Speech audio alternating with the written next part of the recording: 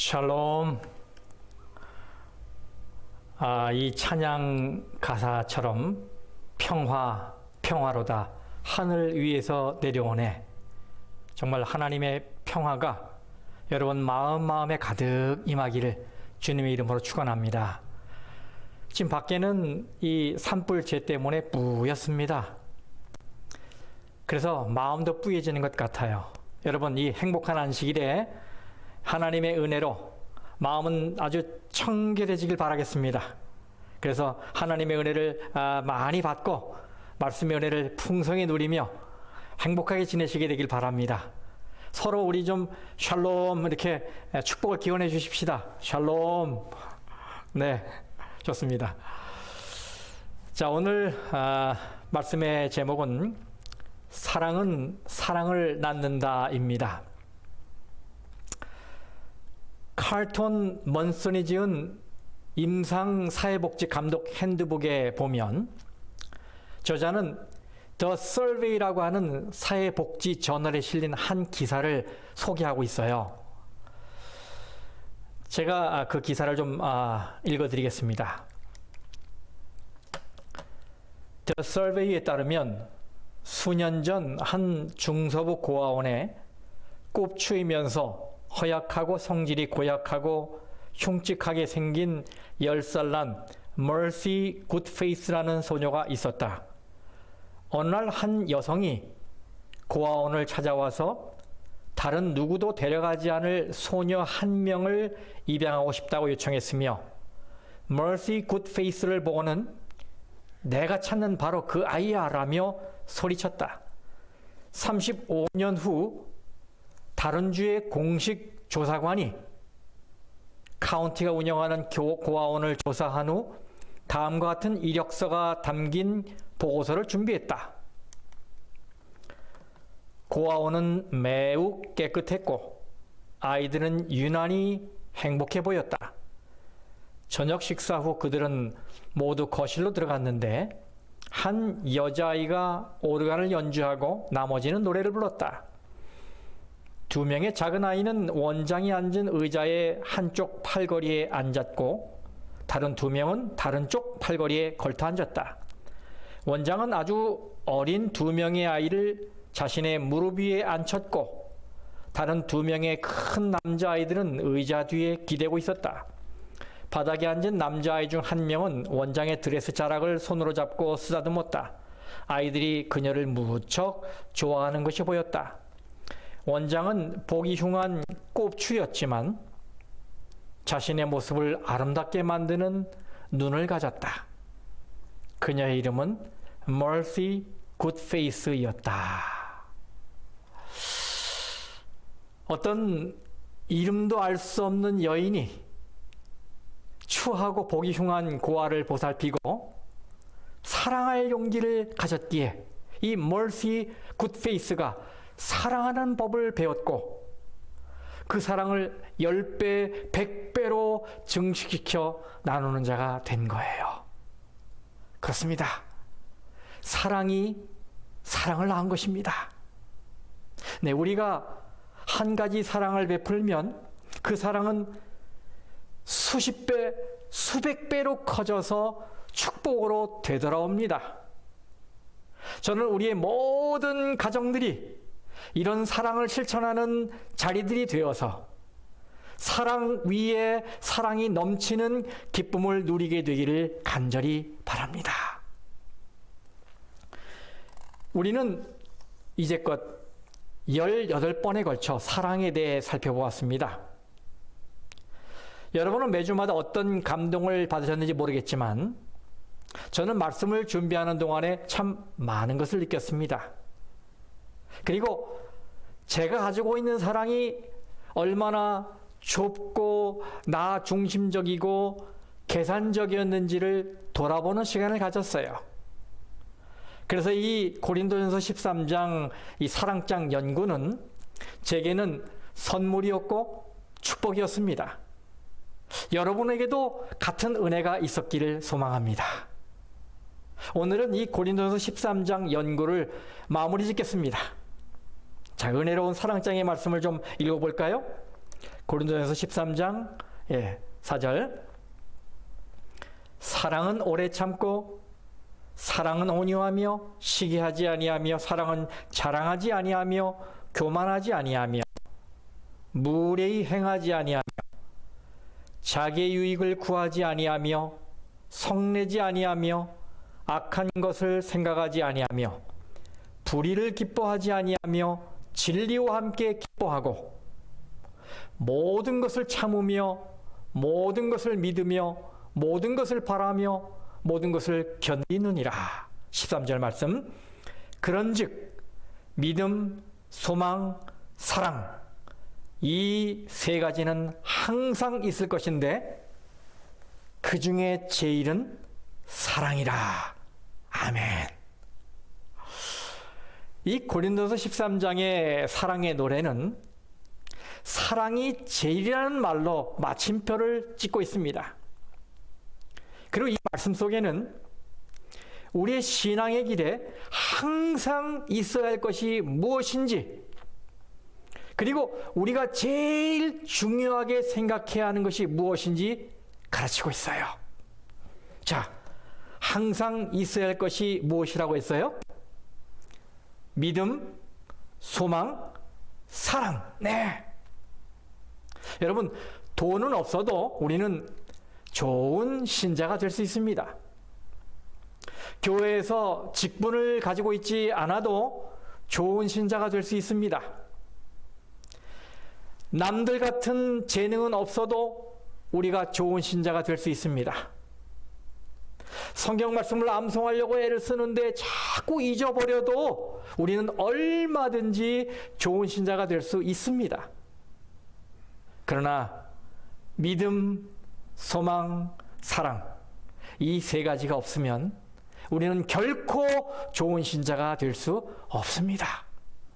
여기 항상 있을 것인데 라고 했는데요. 사실 이 표현은 조금 부족한 번역입니다. 왜냐하면 시간적인 의미만 강조되었기 때문이에요.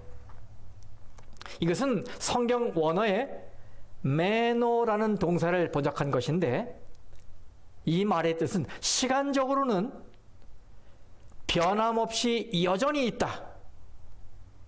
공간적으로는 떠나는 것의 반대 개념으로 그 자리를 떠나지 않는다. 또 관계적으로는 한 덩어리로 남다. 혹은 긴밀하게 맺어져 있다. 이런 뜻이에요.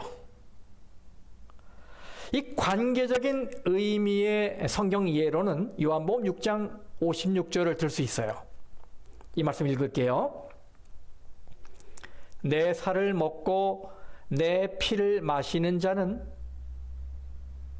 내 안에 거하고 나도 그의 안에 거하나니. 자, 여러분, 이것은요 예수 그리스도와 우리 신자 사이에 아주 신비한 영적 관계를 말하는 것이잖아요. 그렇죠? 예, 여기 이 거한다는 말이 같은 이 매노라는 말입니다. 그리고 이 항상 있을 것인데 라는 말은 단수형 동사로 돼 있어요. 여러분 생각해 보세요. 믿음, 소망, 사랑 분명 세 가지 아닙니까? 그러면 당연히 복수형 동사를 써야 맞지요. 그런데 단수형 동사가 사용되었어요. 무슨 의미일까요? 네, 이 세 가지가 마치 한 덩어리처럼 우리에게 있어야 한다는 것을 말씀하고 있는 것입니다. 그래서 믿음, 소망, 사랑 이 세 가지는 항상 있을 것인데 라는 말을 원어의 의미를 넣어서 다시 번역을 좀 해보면 이런 말이 되는 거예요. 믿음, 소망, 사랑 이 세 가지는 변함없이 계속되고 마치 한 덩어리인 것처럼 유지되어야 하는데 입니다.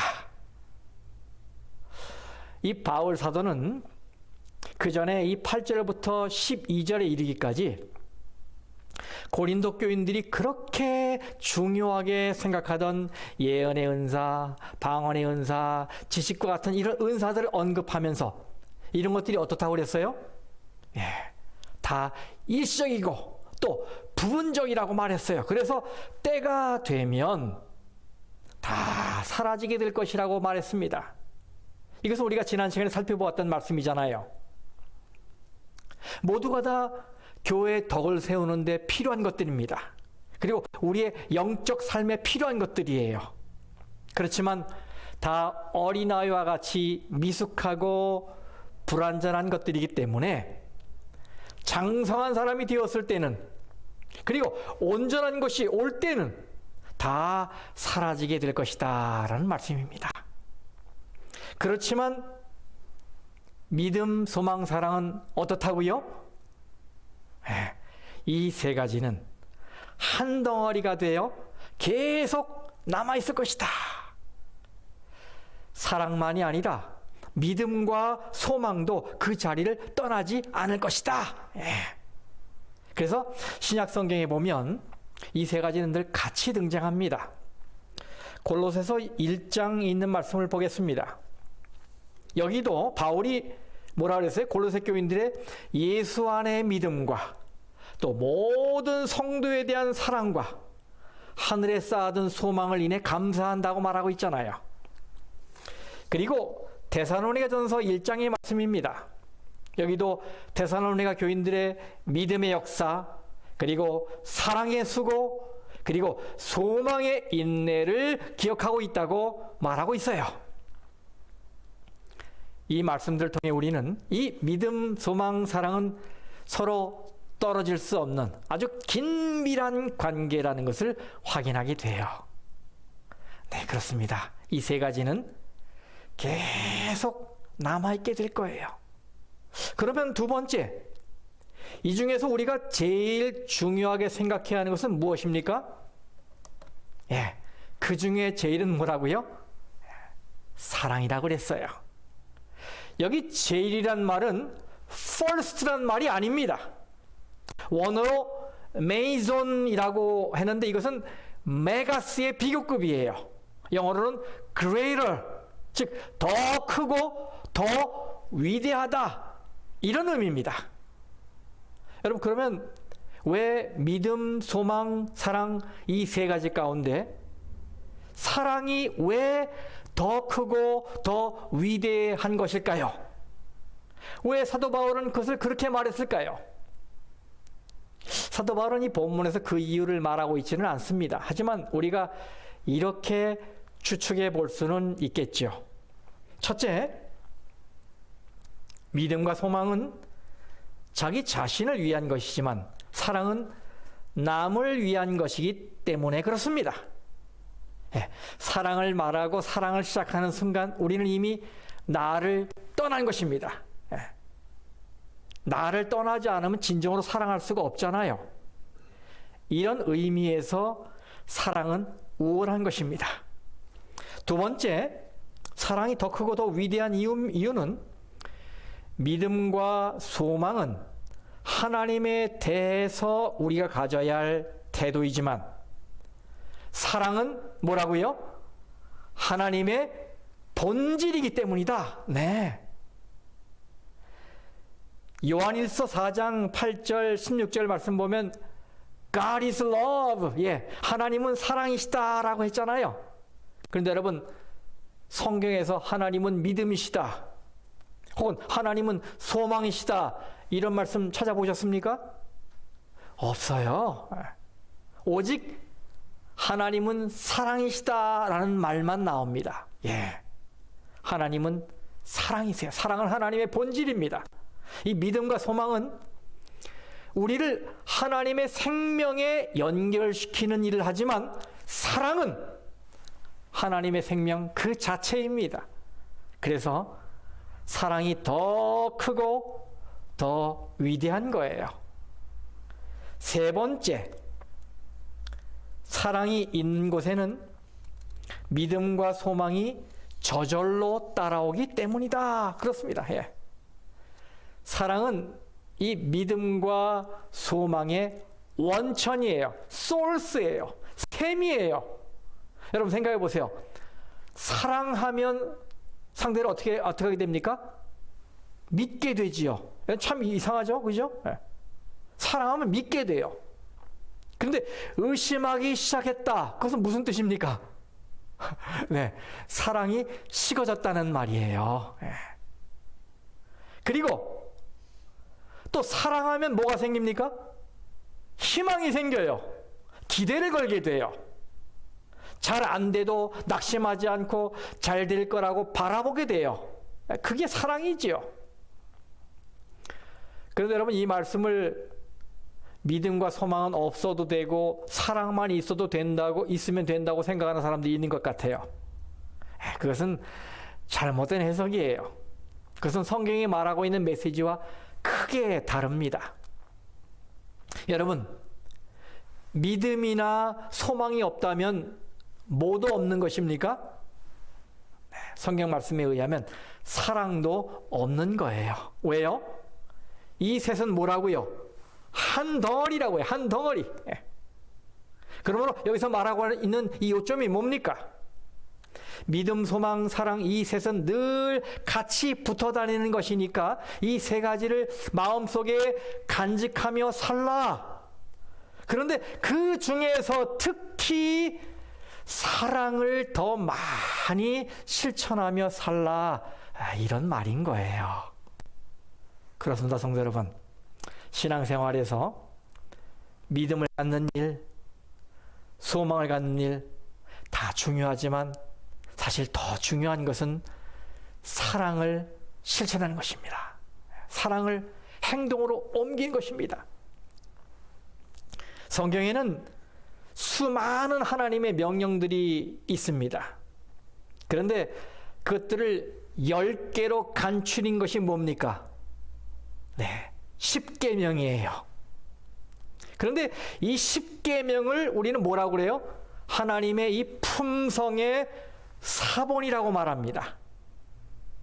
하나님의 품성을 카피한 것, 그게 바로 10계명이란 말이에요. 하나님의 품성을 그대로 담고 있고 녹여내기 때문에 그렇게 말하는 것입니다. 근데 그게 뭐예요? 10계명의 요약? 핵심 그게 뭡니까? 사랑이죠. 그래서 예수님께서 마태복음 22장에서 10계명을 하나님 사랑 그리고 이웃 사랑으로 요약해 주셨어요. 그리고 산상수훈에서는 십자가로 율법을 없애거나 대체하지 않고 율법의 뜻, 그것을 완성하기 위해 오셨다고 말씀하고 있죠. 예, 바로 이 율법의 뜻인 사랑을 십자가에서 완성하신 거예요. 사도 바울은 갈라디아 5장 14절에서 10계명을 한 단어로 요약을 했지요. 바로 사랑입니다. 갈라디아 5장 14절에 온 율법은 네 이웃 사랑하기를 네 자신같이 하라 하신 한 말씀에서 이루어졌나니, 이렇게 말하고 있어요. 여러분, 여기 인생을 단 하루만 남기고 있는 사람이 있다고 가정해 보십시다. 이제 그에게는 24시간밖에 남아있지 않습니다. 근데 그가 말을 하려고 해요. 그러면 여러분, 그의 가족들은 그의 말을 한마디도 놓치지 않으려고 귀를 기울일 거예요. 그렇죠? 죽음의 시간이 카운트되고 있을 때 그의 모든 말들도 같이 카운트될 것입니다. 여러분, 마지막 말은 참 중요해요. 마음속에 담아온 것, 느낀 것이 총망라되는 것이기 때문에 그렇습니다. 예수님께서 3년 반의 공생애를 마치시고 십자가를 지시기 하루 전 목요일 밤에 정말 하실 말씀이 많으셨겠지만은 시간이 없기에 중요한 것만 강조해서 남기셔야 했어요. 이때 예수님이 가장 많이 언급하신 말씀이 무엇인지 아십니까? 요한복음에는 이 사랑이라는 단어가 한글 성경으로 보면 57번 등장을 해요. 그런데 그 중에서 죽음을 기다리며 제자들에게 남기신 이 예수님의 이 유언과 같은 말씀, 이 요한복음 13장에서 17장에 34번 말씀하셨어요. 예, 57번 전체 중에 34번이 이 마지막에 하신 말씀이에요. 우리는 이 사실로 미뤄보아 분명 십자가 전날 밤에 예수님의 마음에 있었던 것이 사랑이었음을 확신하게 됩니다. 그 예수님께서 요한복음 13장 35절에 이렇게 말씀하셨습니다. 우리가 함께 성경 낭독으로 읽은 말씀이죠. 이 말씀을 여러분 있는 곳에서 같이 읽어주시면 감사하겠습니다. 시작. 너희가 서로 사랑하면 이로써 모든 사람이 너희가 내 제자인 줄 알리라. 아멘. 예수님은 이 마지막 순간에 이 땅에 사는 당신의 참된 성도의 특징을 정의 내리고 계십니다. 그것이 무엇입니까? 바로 서로 사랑하는 것입니다. Love one another. 서로 사랑하는 것입니다. 이 말씀이 예수님의 유언장인 13장에서 17장에 5번 기록이 되어 있습니다. 그만큼 중요하다는 말씀이지요. 예수님은 그날 저녁 그 다락방에서 이렇게 말씀하지 않으셨어요. 너희가 안식일을 지키면 이곳으로 사람들이 너희가 내 제자인 줄 알 것이다. 여러분, 예수님은 이렇게 말씀하지 않으셨습니다. 너희가 재림을 기다리면 이곳으로 사람들이 너희가 내 제자인 줄 알리라. 예수님은 이렇게 말씀하지 않으셨어요. 너희가 기본결의 28가지를 다 알고 믿으면 이것으로 사람들이 너희가 내 제자인 줄 알리라. 물론 이것들은 너무나 중요하고 귀한 메시지이지요. 우리가 반드시 믿고 행해야 되는 기별들이지요. 그러나 우리 주님은 이 땅에 있는 이 당신의 남은 자손, 참교의 특징을 정의 내리실 때 너희가 서로 사랑하면 이라고 하셨어요. 너희가 서로 사랑하면 이로써 모든 사람이 너희가 내 제자인 줄 알리라. 그러나 성도 여러분, 오늘 진리를 소유했다고 하는 우리가 이제까지 무엇이 부족했는지 드러나지요? 찐빵에는 팥이 들어있어야 맛있습니다. 그렇죠? 이 달콤한 이 팥덩어리가 들어있어야 맛있어요. 이게 없으면 찐빵은 맛이 없습니다. 뭐 흔히 앙꼬 없는 찐빵이라고 그러잖아요. 이 앙꼬가 일본 말에서 사용하지 않겠습니다. 성도 여러분, 우리의 삶에 사랑이 없으면 어떻게 됩니까? 이 사랑장 말씀을 연구했잖아요. Nothing. 아무것도 아닙니다. 우리가 탁월한 믿음을 가졌다 해도 nothing. 아무것도 아닙니다. 우리가 헌신적인 구제 활동을 한다 해도 nothing. 아무것도 아닙니다. 바로 이 사랑만이 우리를 예수님의 제자 되게 하는 것입니다. 이제 이 사랑에 대한 말씀을 마치면서 여러분에게 구체적으로 사랑을 실천하는 방법 몇 가지를 좀 제안하겠습니다. 첫째, 사랑은 여러분 주는 사랑을 하시기 바랍니다. 사랑은 주는 거예요. 하나님께서 모범을 보이셨잖아요. 요한복음 3장 16절. 네. 하나님이 세상을 이처럼 사랑하사 어떻게 했다고요? 독생자를 주셨으니 이는 그를 믿는 자마다 멸망하지 않고 영생을 얻게 하려 하심이라. 가장 귀한 독생자를 주시는 것으로 우리에 대한 당신의 사랑을 표현하셨어요. 선한 이웃이 된 사마리아 사람 잘 아시잖아요. 그는 강도 만난 사람에게 찾아가서 자기의 그 비싼 기름을 부어주고 포도주를 부어주고 상처를 싸매줍니다. 그리고 짐승에 태워서 주막으로 데리고 가서 주인에게 돈을 주면서 잘 돌봐달라고 부탁을 하고, 또 비용이 더 들면 어떻게 하겠다고요? 돌아오는 게 마저 갚겠다고 하면서 떠납니다. 이것이 사랑이지요. 이렇게 주는 것이 사랑이지요. 하나님을 사랑하는 것도 마찬가지 아니겠습니까? 하나님께 마음을 드리고 나의 시간을 드리고 나의 재능을 드리고 나의 재물을 드리는 게 사랑입니다.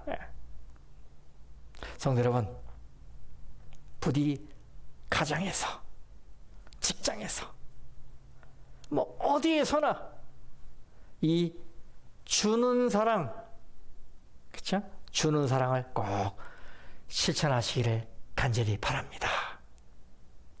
두 번째, 저는 여러분 이렇게 하길 바랍니다. 하나님의 사랑을 체험하십시오. 우리가 없는 것을 줄 수는 없습니다. 우리가 나눠주려면 어떻게 됩니까? 먼저 가져야 돼요. 이 안에 있어야 합니다. 그러므로 성도 여러분들이시여, 먼저 채우는 경험을 하기 위해 날마다 예수님의 십자가 앞에 서시기를 바랍니다. 거기서 나를 품기 위해 두 팔을 벌리신 예수님의 깊은 가슴을 느끼시기 바랍니다. 거기서 예수님의 사랑의 맥박을 들어보시기 바랍니다. 그리고 나를 사랑하시되 죽기까지 사랑하신 그분의 품으로 달려가시기 바랍니다. 내가 사랑을 받을 자격이 있는 것도 아니고 뭔가 눈에 뜰 만한 업적을 이룬 것도 아닌데 무한한 아가페 사랑을 베풀어 주셔서 하나님의 자녀가 되게 하신 우리 주님의 그 큰 사랑을 마음으로 느끼시기 바랍니다. 오늘 얼마나 좋은 날입니까? 이 안식일에 하나님의 사랑을 느끼기에 딱 좋은 날 아닙니까? 하나님이 나를 얼마나 사랑하는지 좀 체험해 보세요. 그럼 여러분 마음속에 이 사랑의 샘물이 흘러 들어가서 넘치게 돼서 누구나 사랑할 수 있게 될 거예요. 믿습니까? 그렇죠. 반드시 그렇게 될 거예요. 자, 세 번째 말씀드리겠습니다. 여러분 이렇게 하십시오. 사랑의 언어를 습관화하십시오. 습관화. 여러분 사랑의 언어는 어떤 것이 있을까요? 제가 좀 몇 가지 뽑아봤는데 여러분 좀 따라해 주시겠습니까? 수고하셨습니다. 잘하셨네요. 참 좋습니다. 최고이십니다. 감사합니다. 제가 좀 도와드릴까요? 미안합니다. 반갑습니다. 주님의 이름으로 사랑합니다. 이런 것들이 사랑의 언어들입니다. 여러분 이런 말들이 이 입에 붙어 있게 하시게 되길 바랍니다. 입만 열면 투덜거리고 불평하고 원망하고 툭하면 시비 걸고, 그리고 그러지 않아도 되는데 상대의 기를 꺾는 말들을 쉽게 해버리고, 이런 말들을 이제 그만하시고 마음이 따뜻해지는 이런 사랑의 언어를 입에 배듯 습관적으로 하시기 바랍니다. 가족들에게 먼저 실천하세요. 실천하세요. 그러면 사랑이 뭘 낳아요? 사랑이 사랑을 낳아요. 그 사랑이 또 뭘 낳아요? 사랑을 또 낳아요. 이 사랑의 도미노가 일어납니다. 그러면 이 가정에 사랑이 넘치게 되겠죠. 이 공동체가 사랑이 넘치는 공동체가 되겠죠. 꼭 그런 축복을 우리 모두가 누리게 되길 간절히 바랍니다. 제가 마지막으로 한 이야기를 하고 마치겠습니다. 보스턴의 한 빈민 보호소에 앤이라는 한 시각장애 소녀가 있었습니다. 이 앤은 일찍이 엄마를 여의고 술주정뱅이인 아버지로부터 버림을 받게 됩니다. 그래서 남동생 지미와 함께 이 보호소에 오게 된 거예요. 이 보호소에는 제가 기록을 보니까 평균 900명이 넘는 사람들이 모여 있었다고 그래요. 예, 버려진 아이들, 노인들 아주 대규모로 수용되어서 이렇게 섞여 살았어요. 그러다 보니까 누가 한 명 아프고 전염이 되면 순식간에 많은 사람이 전염이 돼서 사망률이 굉장히 높았습니다. 그래서 이 앤의 동생 이 지미가 입소 3개월 만에 폐결핵으로 죽게 됩니다. 이 의지할 이 동생이 죽었으니까 어떤 마음이 들겠습니까? 이 애는 큰 충격에 빠져서 우울증에 빠지고 수시로 자살을 기도하기도 하고 막 괴성을 지르고, 그래서 할 수 없이 이 보호소에서 지하 독방에 수용을 하기도 했어요.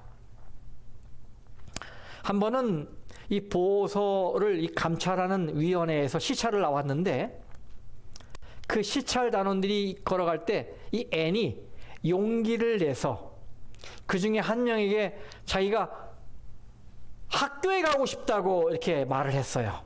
사실 이 애는요, 시각장애인이에요. 그렇기 때문에 앞을 보지 못합니다. 기억하셔야 돼요. 그래서 이 감찰원이 너무 안타깝고 그래서 이제 학교를 알아봅니다. 이것이 이제 그녀 인생을 뒤바꿔 놓았어요. 그래서 이 앤이 이 펄킨스라고 하는 시각장애인들만 모아놓은 학교에 입학을 하게 됩니다. 그런데 14살이 되었는데도 여전히 자기의 이름조차 쓸 수 없고 이름을 읽을 수조차도 없었기 때문에 이 동료 친구들이 앤이 너무 무식하다고 놀려댑니다. 그래서 왕따를 시켜버려요. 그래서 학교에서도 이 앤이 마음의 안정을 찾지 못합니다. 그래서 자주자주 학교 규칙을 어기고 문제를 일으켜서 여러 번 퇴학 직전까지 가게 돼요.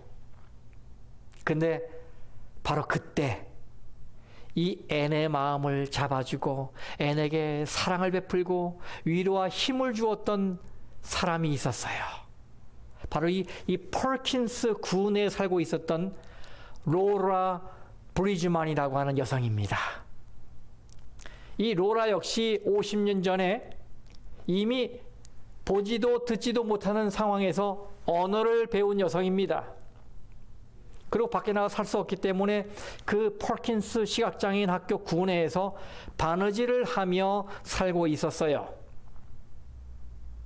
그런데 이 로라가 앤에게 사랑을 많이 베풀었어요.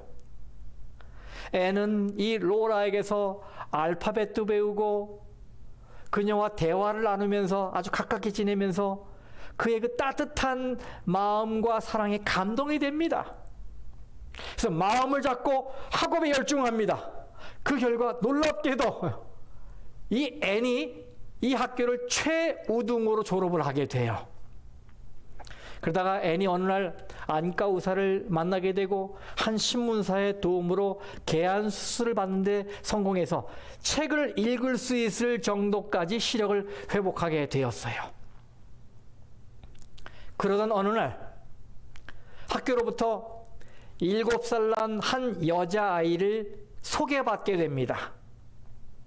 이 소녀는 태어난 지 19개월 그때부터 말하지도 보지도 듣지도 못하는 삼중고를 갖고 있는 이 장애아였어요. 이 아이를 좀 가르쳐달라고 소개가 된 거예요. 그래서 애는 자신이 누구에게 사랑을 받았어요? 로라에게 사랑을 받았는데 이때까지 받은 그 사랑을 이 아이에게 쏟아줘야 되겠다고 마음을 먹었어요. 그래서 정성을 다해 이 아이를 사랑으로 교육합니다. 그래서 이 아이를 20세기 최대 기적의 주인공으로 바꿔 놓습니다.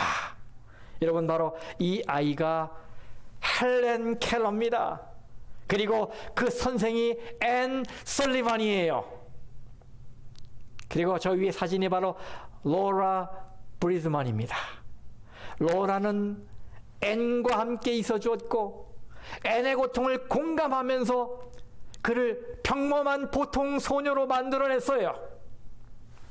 그 사랑을 받은 앤은 바로 이 헬렌 켈러와 함께 48년 동안 함께 있어주면서 그를 지극정성 사랑을 베풀어서 금세기 최고의 기적의 주인공으로 만들어 준 것입니다. 여러분, 사랑이 사랑을 낳은 거지요. 여기 교회 증언 9권 192쪽에 있는 말씀을 읽어보겠습니다. 하나님께서는 우리가 형제로서 서로 사랑하기를 원하신다. 여러분, 서로 사랑하시기 바랍니다. 이 말씀에 근거해서 서로 사랑하라 하셨으니 서로 사랑하길 바랍니다. 그분께서는 우리가 동정적이고 예의 바르기를 원하신다. 그분께서는 우리의 형제들이 우리를 사랑하고 그리스도께서 우리를 사랑하신다는 것을 믿도록 우리 스스로를 교육시키기를 원하신다. 이 말씀은 우리가 사랑받는 존재라는 것을 느끼란 말이에요. 형제로부터 내가 사랑을 받고 있고 예수님으로부터 내가 사랑받고 있다는 사실을 깨달은 말이에요. 그럴 때 어떻게 해요? 사랑은 뭘 낳는다? 사랑을 낳는다. Love begets love 이렇게 돼 있어요. 사랑은 사랑을 낳는다. 성도 여러분, 사랑은 사랑을 낳습니다. 그러므로 가정에서 사랑을 실천해서 사랑을 낳으시기 바랍니다. 사랑의 낭만이 아닌 사랑의 행동을 실천하시기 바랍니다. 믿음의 형제들을 사랑하시기 바랍니다. 이웃을 사랑하시기 바랍니다. 원수까지도 사랑하시기 바랍니다. 그러면 그 사랑이 또 다른 위대한 사랑을 낳을 것입니다. 여러분 기억하십시오. 사랑은 사랑을 낳습니다. 이제 돌아오는 한 주일 동안 이 사랑을 실천하셔서 사랑의 도미노 현상을 경험하시고 풍성한 사랑의 잔치에 참여하는 여러분과 제가 되기를 간절히 바라며 말씀을 마치겠습니다. 감사합니다.